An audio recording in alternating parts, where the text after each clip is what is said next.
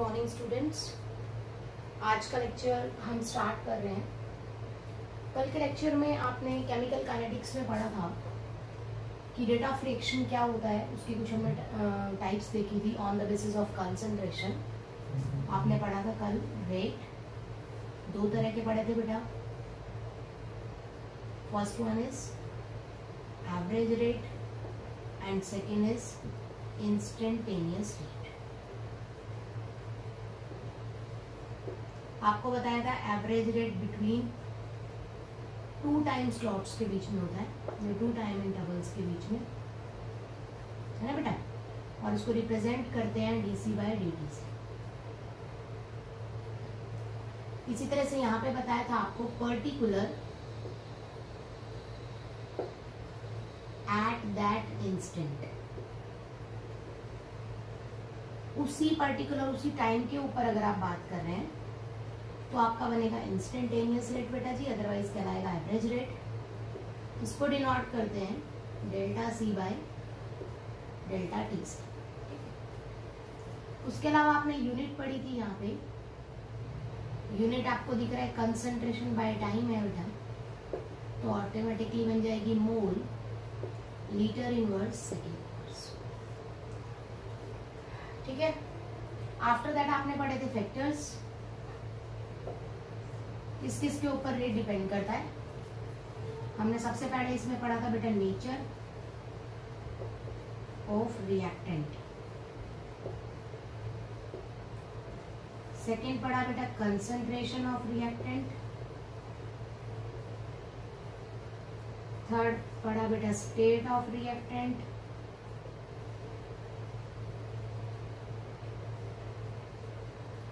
Fourth पढ़ा बेटा surface area,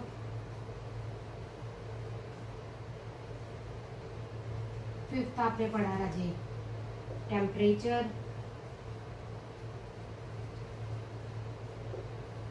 sixth आपने पढ़ा राजे कैटलिस्ट, और सेवेंथ आपने पढ़ा प्रेशर। ठीक है, तो यहां तक आप पढ़ चुके हैं इस चैप्टर के अंदर। आज का हम टॉपिक स्टार्ट कर रहे हैं। आज हम डिस्कस करेंगे about the rate law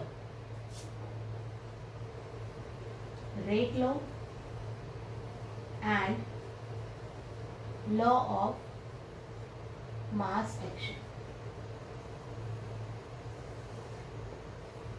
ठीक है बेटा जी, तो सबसे पहले हम यहाँ पर पढ़ेंगे बेटा रेट लॉ से पहले आप लॉ ऑफ मास एक्शन को स्टडी करते हैं, क्योंकि इसके बेसिस पे है ये। ठीक है, लॉ ऑफ मास एक्शन से डिराइव किया गया है बेटा आपका रेट लॉ। तो सबसे पहले हम पढ़ेंगे law of mass action.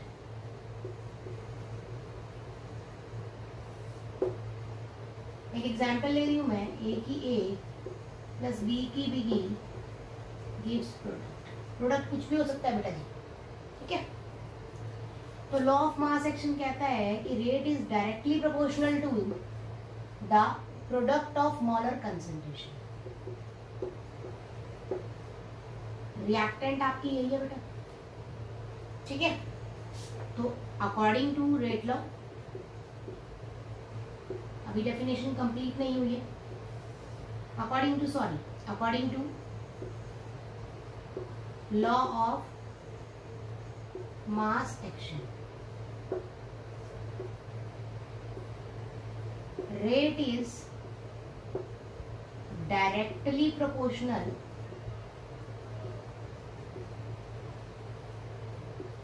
to the product of molar concentration of किसकी बेटा जी, रिएक्टेंट्स की। Product of molar concentration of reactants, मतलब जो रिएक्टेंट्स हैं यहाँ पर आपके रिएक्टेंट्स आपको दिख रहे हैं कौन कौन से हैं बेटा, ए और बी। उनकी मोलर कंसंट्रेशन आपको केमिकल इक्विलिब्रियम में पढ़ चुके हो, स्क्वायर ब्रैकेट में शो करते हैं बेटा जी। उनके प्रोडक्ट के इक्वल होगी, comma raise to the power of their coefficient. सिर्फ इतना ही नहीं होगा बेटा जी, ए की पावर कितनी है, ए की कंसेंट्रेशन कितनी है, कोफिशिएंट ए, तो यहाँ पर ऊपर पावर ए बन जाएगी और बी की कितनी है बेटा जी, बी बन जाएगी। तो according to law of mass action rate जो है वो आपके मोलर कंसेंट्रेशन के प्रोडक्ट के इक्वल है ऑफ द रिएक्टेंट, जिनकी जो पावर है वो क्या है, कोफिशिएंट्स है। तो this is your law of mass action. ठीक है बेटा जी। तो लॉ ऑफ मास एक्शन के बारे में कुछ इंपॉर्टेंट पॉइंट जो आपको याद रखने हैं।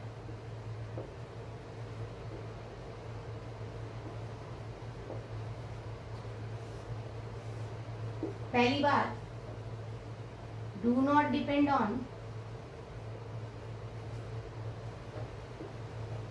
Concentration of product. बेटा जी प्रोडक्ट की कंसेंट्रेशन पर डिपेंड नहीं करता ये सिर्फ आपकी रिएक्टेंट की कंसेंट्रेशन पर डिपेंड करता है। तो depend on only concentration of reactants. Rate law निकालते वक्त रिएक्शन का बैलेंस होना क्या है बेटा जी, बहुत ही जरूरी है। Reaction must be balanced. अगर रिएक्शन बैलेंस नहीं होगी तो स्टोइचोमेट्रिक कोएफिशिएंट गलत हो जाएंगे। एज अ रिजल्ट ए और बी, जो small A and small B है, उनकी वैल्यू अलग आएगी बेटा जी, और आपका क्वेश्चन क्या हो जाएगा, गलत हो जाएगा। तो यहाँ पर 2-3 बातें आपको याद रखनी है कि रेट लॉ निकालते वक्त आपकी रिएक्शन बैलेंस होनी चाहिए, और वो सिर्फ रिएक्टेंट पे डिपेंड करती है, प्रोडक्ट की कंसेंट्रेशन पे डिपेंड नहीं करती। This is your about rate, that is law of mass action. आगे देखते हैं।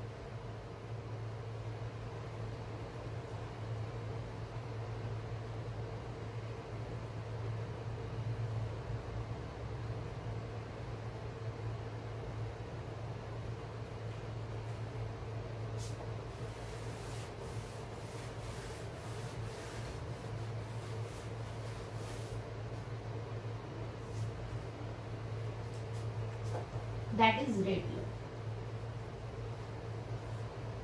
अब रेट लॉ कहता है बेटा ए का ए प्लस बी का B gives product.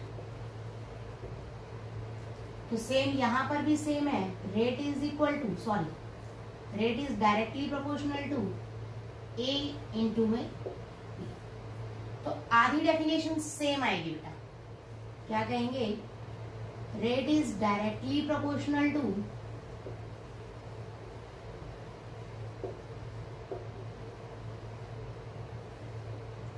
product of molar concentration of reactant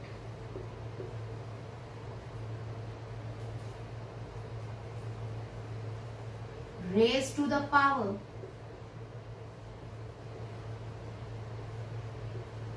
of experimental coefficient।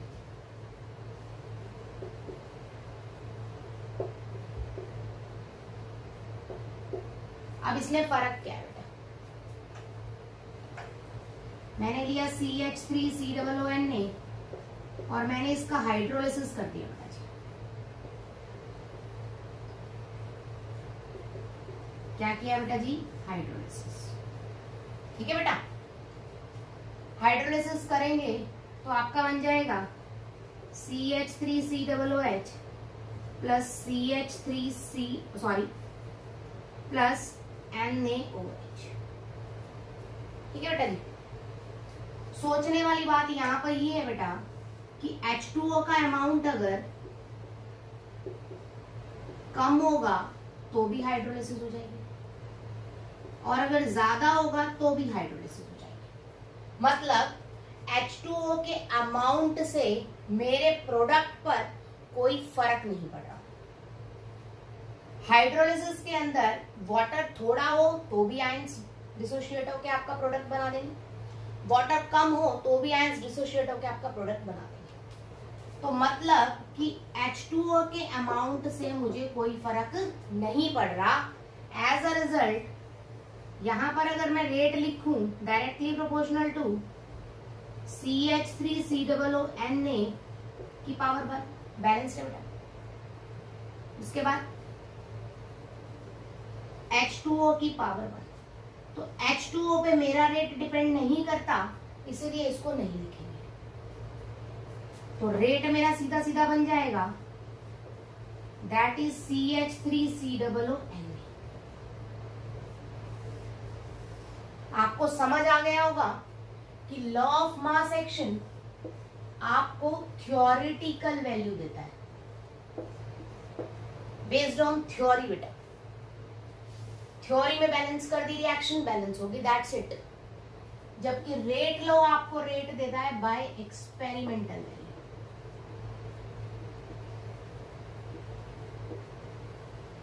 This is also a very important difference कि rate law and law of mass action.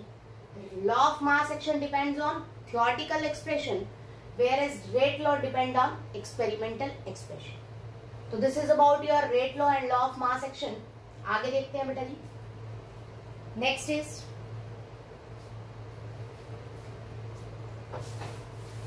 specific rate or rate constant.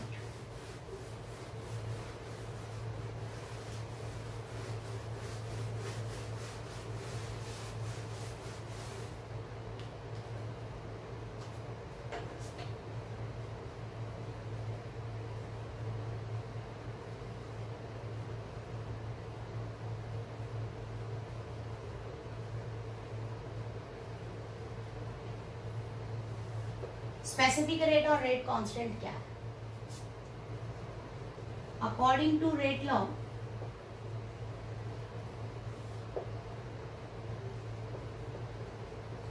Plus B का भी gives you product.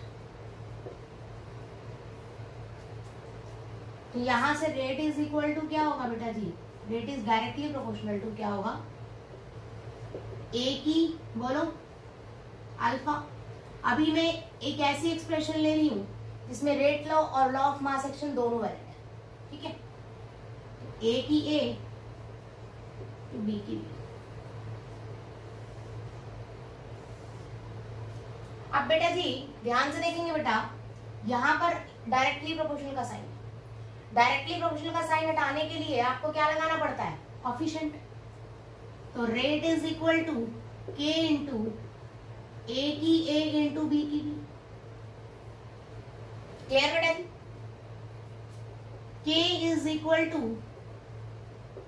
Specific rate या फिर rate constant. तो rate के equal K कब आएगा?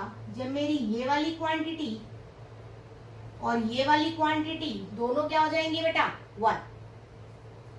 तो रेट इज इक्वल टू, ध्यान से देखिए बेटा, के इंटू मैंने ए की कंसेंट्रेशन और बी की कंसेंट्रेशन को 1 मान लिया। 1 रेज टू तो पावर कुछ भी हो 1 ही होता है। तो रेट इज इक्वल टू क्या आ गया? के। तो अकॉर्डिंग टू डेफिनेशन क्या बन जाएगा बेटा जी? Specific rate is equal to rate when molar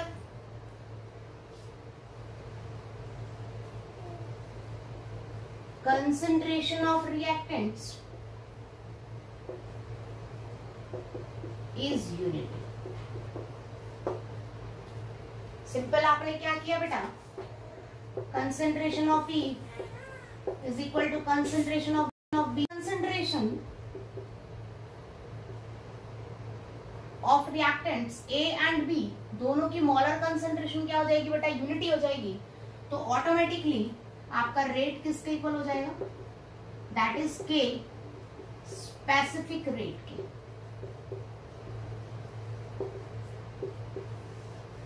तो this is all about your rate constant and specific rate.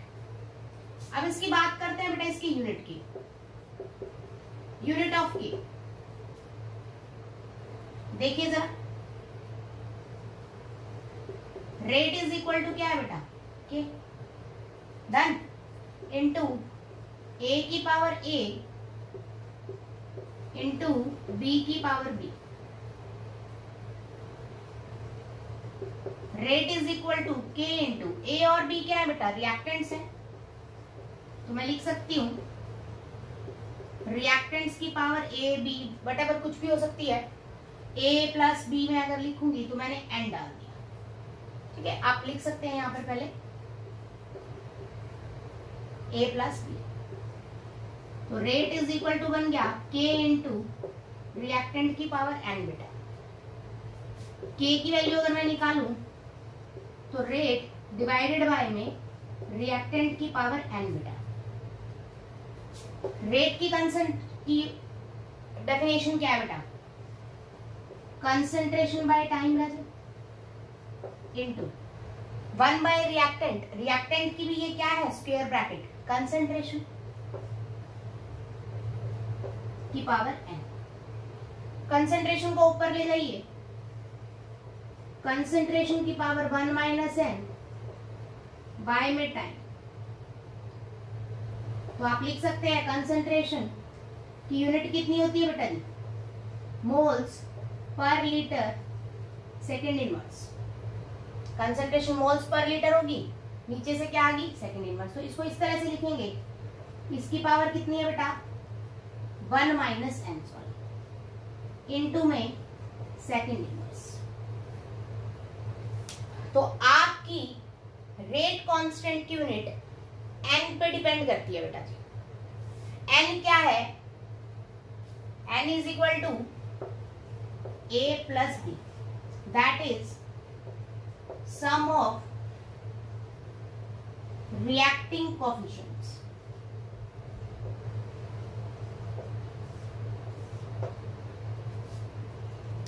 उसके बाद देखते हैं बेटा जी नेक्स्ट टॉपिक,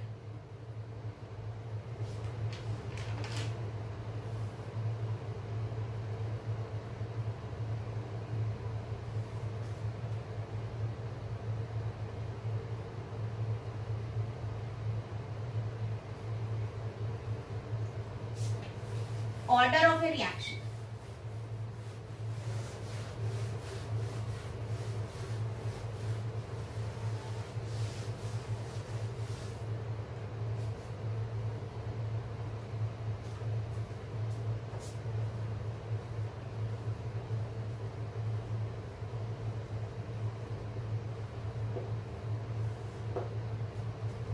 ऑर्डर को समझने के लिए भी आपको रेट लॉ की रिक्वायरमेंट है बेटा जी, तो आप लिखेंगे according to rate law.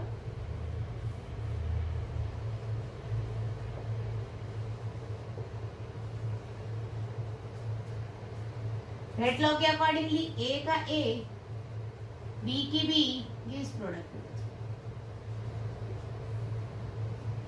Rate is equal to K into A की अल्फा इंटू बी की बीटा।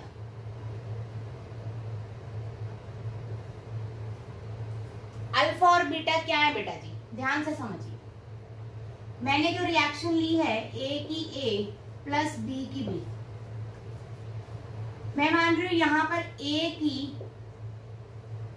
टोटल कंसंट्रेशन है मोलर ए, कितने मोल्स है, बट आपको मैंने अभी भी बताया रेट लॉ में सारे के सारे मोल्स रिएक्ट नहीं करते बेटा जी।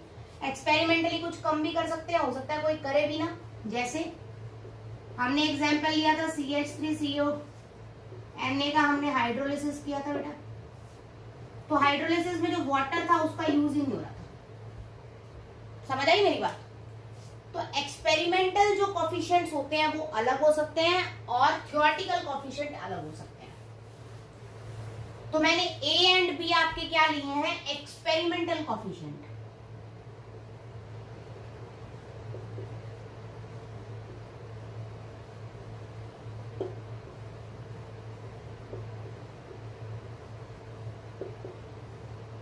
ऑफ रिएक्टेंट्स बेटा जी, ठीक है बेटा जी।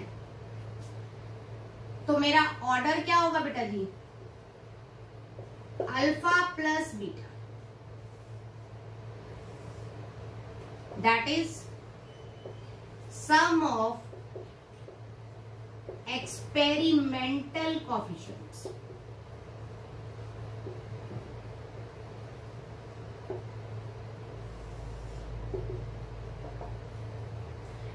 केंडल कॉफिशिएंट्स को आप जोड़ दीजिए, उसका सम देख लीजिए, वो क्या होगा आपका order of a reaction.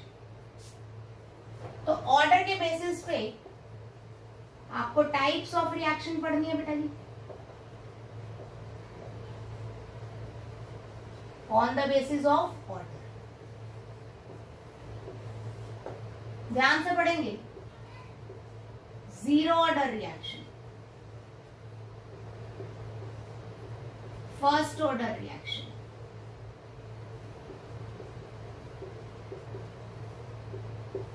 Second order reaction,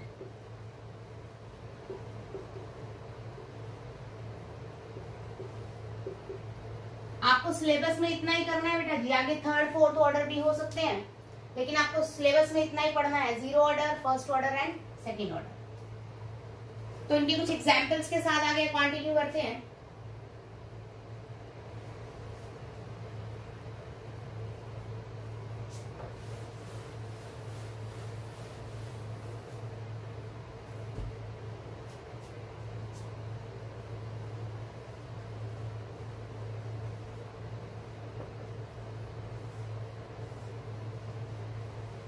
Order does not depend on any concentration of reactant. Reactant की किसी भी कंसेंट्रेशन पे ऑर्डर डिपेंड ना करे। आपको हो गया ऐसे कैसे? ध्यान से देखिए बेटा। H2 गैसियस फॉर्म में ले लीजिए, प्लस Cl2 गैसियस, 2HCl। बेटा जी चाहे इसका ट्रक भर लो चाहे इसका ट्रक भर लो, अगर आप लाइट नहीं देते तो ये रिएक्शन प्रोसीड ही नहीं करेगी। इसका मतलब इनकी कंसंट्रेशन पे रिएक्शन का प्रोसीड होना और ना होना डिपेंड नहीं करता। किस चीज पे करता है बेटा जी? लाइट पे। बात समझ आई मेरी? तो this is known as zero order reaction, क्योंकि यहां पर इनके ऊपर डिपेंड ही नहीं करता कंसंट्रेशन। ठीक है बेटा? तो अगर कंसंट्रेशन पे अगर आपका ऑर्डर डिपेंड ना करे तो बोलो फटाफट से, उसको क्या बोलते हैं? Zero order reaction. तो यूनिट देख लेते हैं बेटा जी ऑफ जीरो ऑर्डर।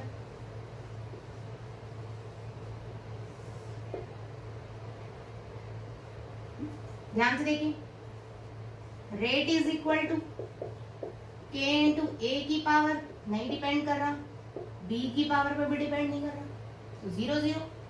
रेट क्या होता है बेटा? Concentration by time is equal to K आ गया बच्चा, 1 concentration by time moles per litre second inverse is equal to K। तो for zero order specific rate constant आपकी रेट ऑफ ए रिएक्शन के क्या होता है? इक्वल होता है। तो for zero order unit of K is equal to unit of rate of a reaction. Clear हुई बेटा जी? सॉरी। नेक्स्ट देखते हैं बेटा जी first order and second order reaction.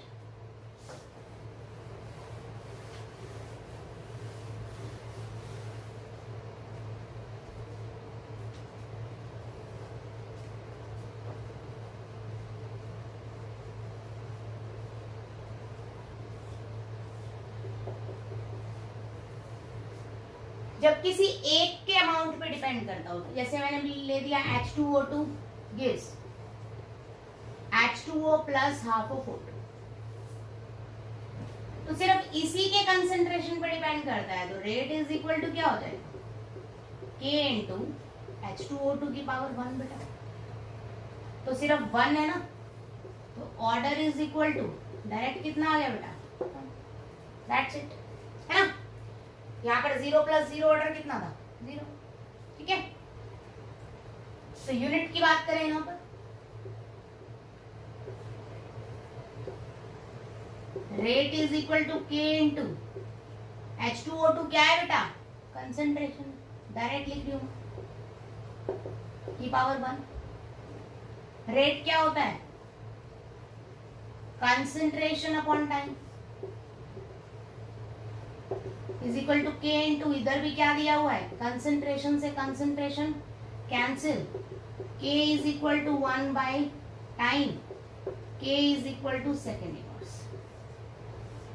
तो इंपॉर्टेंट है बेटा ये कि फर्स्ट ऑर्डर रिएक्शन के अंदर कंसेंट्रेशन चाहे बढ़ाओ चाहे घटाओ, आपके रेट पे कोई फर्क नहीं पड़ेगा। बात समझ आई? सॉरी, ऑर्डर पे कोई फर्क नहीं पड़ेगा। That means order of a reaction अगर आपका 1 हो, that is first order reaction हो, तो रेट कांस्टेंट की यूनिट सिर्फ किस पे डिपेंड करती है? टाइम पे, दैट इज सेकंड इनवर्स। ठीक है, उसके बाद देखते हैं बेटा जी आपका सेकंड ऑर्डर रिएक्शन।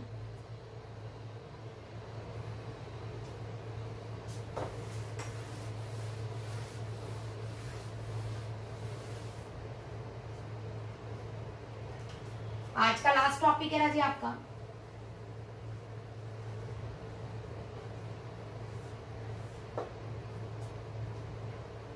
जैसे मैंने एग्जाम्पल लिया CH3COOC2H5 plus NaOH, that is saponification.